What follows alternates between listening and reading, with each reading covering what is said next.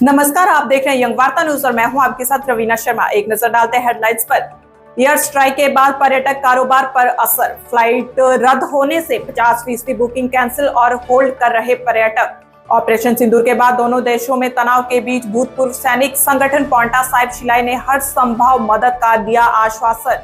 भाजपा अध्यक्ष बोले, प्रदेश में बस किराया बढ़ाना दुर्भाग्यपूर्ण, विपरीत परिस्थितियों के बीच किराया बढ़ाना उचित नहीं। भारतीय सेना की जीत के लिए नाहन में महायज्ञ का आयोजन, सेना की सुरक्षा और सफलता के लिए हुआ आयोजन।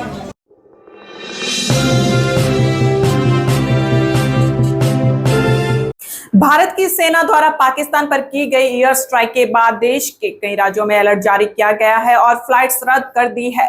वहीं भारत व पाकिस्तान के बीच जंग की अटकलों के चलते पंजाब में पर्यटन पर गहरा असर पड़ा है। लोग भी ऐसे माहौल में घूमने से परहेज कर रहे हैं।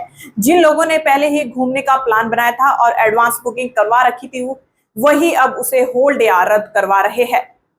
शुरू हो चुका है। अभी जो अगर इस हफ्ते की हम बात करें तो हमारी एवरेज ऑक्यूपेंसी अराउंड 40% है अभी, और ये पिछले साल के मुकाबले 3 से 4% ज़्यादा है जी। फिर अगर वही बात देखिए, रिक्वेस्ट आ रही जहाँ फ्लाइट्स कैंसिल हो रही हैं उसमें इंक्वायरीज हमारे को आ रही है कि और कैंसिलेशन, तो उसमें लोग बाग पोस्टपोनमेंट मांग रहे हैं। भाजपा के राज्यसभा सांसद सिकंदर कुमार, भाजपा प्रदेश मीडिया प्रभारी करण नंदा, नगर निगम के महापौर सुरेंद्र चौहान, उप महापौर उमा कौशल, युवा मोर्चा के प्रदेश अध्यक्ष तिलक राज द्वारा आयोजित राम कथा में भाग लिया। यह कथा 3 से 9 मई 2025 तक प्रतिदिन जागृति संस्थान द्वारा श्री राम कथा का जो ये आयोजन है, ये 7 दिवसीय श्री राम कथा थी जो 3 मई से जिसका प्रारंभ हुआ और आज इस कथा का समापन दिवस है। इस कथा में परम वंदनीय गुरुदेव सर्वश्री आशुतोष महाराज जी की शिष्या आदरणीय कथा व्यास साध्वी सौम्या भारती जी प्रभु श्री राम की जो गाथा है उसको बयां कर रही हैं और साथ ही साथ प्रतिदिन मंच के माध्यम से चाहे वो राष्ट्रभक्ति की भावना है और इसके साथ साथ ही जो सामाजिक कुरीतियाँ हैं जैसे नशा है और बहुत सारा भ्रष्टाचार। Welcome to Akshardham public school Moginand में स्थित, जिसका मुख्य उद्देश्य excellence through efforts, quality education for all class family, शिक्षा के साथ संस्कारों का भी समावेश, दूर दराज से बच्चों के आने जाने के लिए कटोला, सैलानी, सैनवाला, देवनी, विक्रमबाग, कौंथरो, सुकेती, जोड़ो, कालाम, मैन थप्पल व जाटावाली से बस की सुविधा उपलब्ध। भूतपूर्व सैनिक संगठन पांवटा साहिब व शिलाई ने तहसीलदार ऋषभ शर्मा को एक ज्ञापन दिया।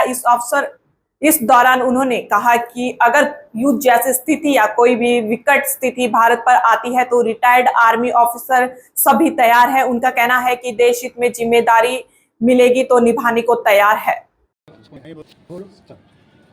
आप सभी को जय हिंद। देश में अभी परिस्थिति जो है वो थोड़ी अनुकूल नहीं है।